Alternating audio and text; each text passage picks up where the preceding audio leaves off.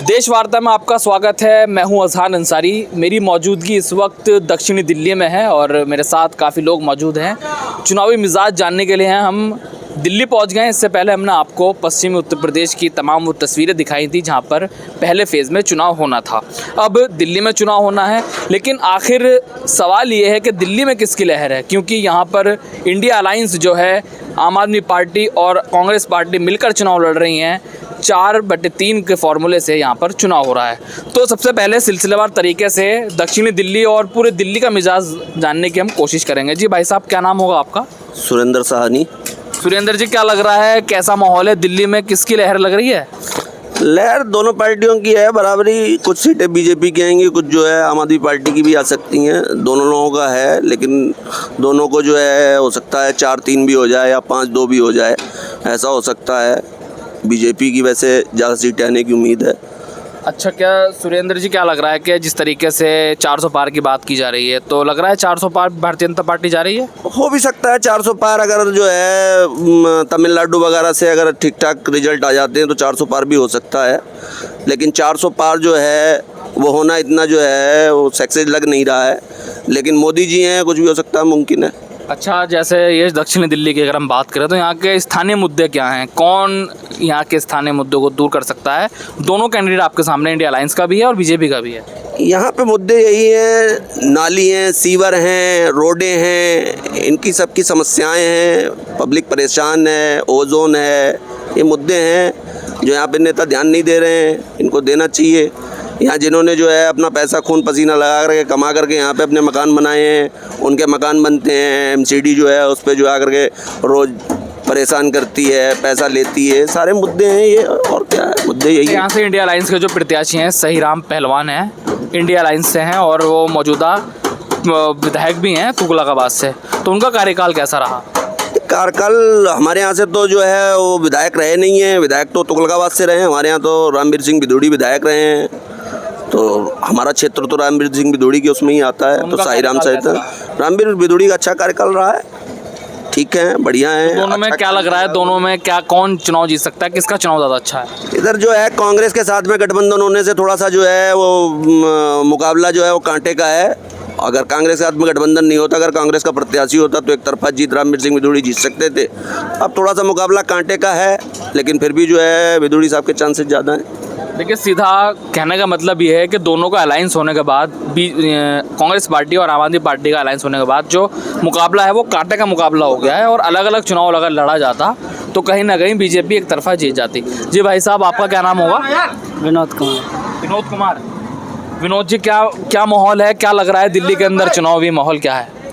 चुनाव माहौल क्या है तो अब जनता बताएगी। आप जनता ही तो हैं, आप भी तो बताएं। हम क्या बताएंगे, हमारे ऊपर तो हम तो एक ही है, वोट है अपना। चलो सीधा सवाल पूछ लेता हूँ, बीजेपी या आम आदमी पार्टी? बीजेपी। बीजेपी क्यों? आम आदमी पार्टी क्यों नहीं? आम आदमी पार्टी की तो दिल्ली में सरकार है। सरकार है, मगर अब माहौल ठीक नहीं है ना। माहौल के हिसाब से काम चलेगा। देखो, माहौल के हिसाब से चलेगा तो बीजेपी को दोगे आप? हम क्या देंगे, अब तो जनता ही बीजेपी के साथ है। जब तो जनता के संग हम भी चलेंगे। अच्छा ठीक है, और लोगों से भी जानेंगे। जी भाई साहब, क्या नाम होगा? सुनील कुमार। सुनील जी, क्या लग रहा है, कैसा माहौल है, किसको वोट देने की माइंड हो रहा है, किसको मूड हो रहा है वोट देने का?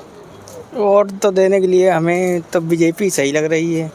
क्यों? बीजेपी पे तो आरोप लगते हैं कि उन्होंने बेरोज़गारी कर दी है, महंगाई कर दी है, कारोबार नहीं है, बिजनेस नहीं है, सब लोग परेशान हैं।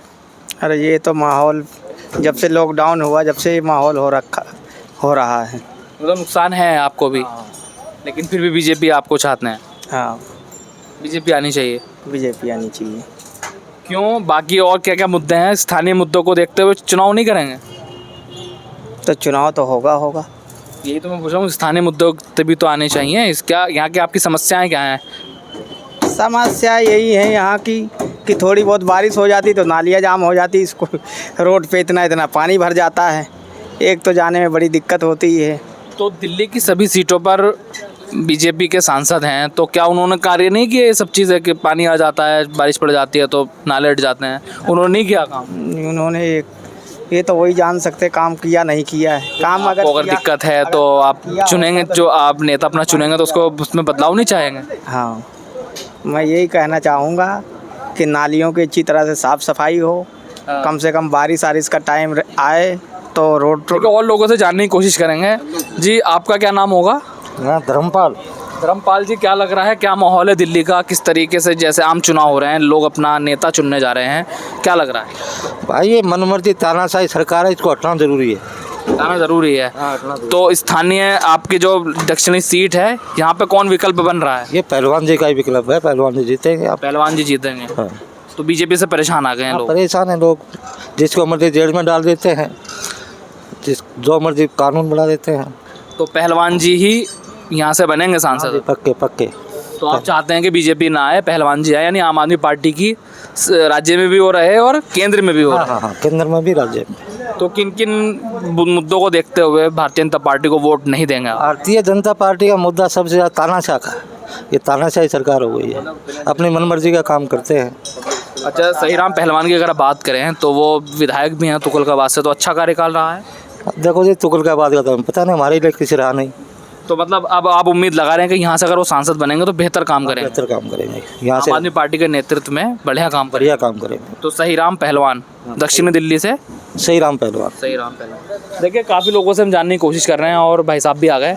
जी भाई साहब, क्या माहौल है चुनाव का? चुनाव का ठीक है जी, केजरीवाल का है दिल्ली में तो। केजरीवाल का है। हाँ। बाकी बीजेपी वाले तो बोल रहे हैं कि 400 पार देंगे। अरे कैसे आ जाएंगे 400 पार भाई, बेरोजगारी बैठे पड़े हैं, बताओ, बच्चे स्कूलों में पढ़ पढ़ के बैठे, नौकरी है नहीं। तो यहाँ दक्षिणी दिल्ली से कौन जीत रहा है फिर? यहाँ से सहीराम। सहीराम जीत रहे हैं। हाँ जी।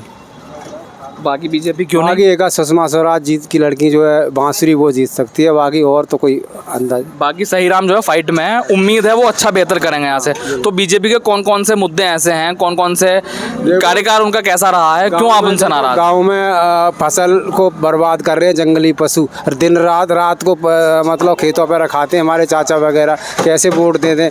बच्चे स्कूल में पढ़ के आते हैं, वो नौकरी नहीं मिल रही कतई, नौकरी नहीं मिल रही है। तो बीजेपी से आप परेशान हैं? अब की बार बदलने का चांस है, तो कोई आए लेकिन बीजेपी नहीं आएगी।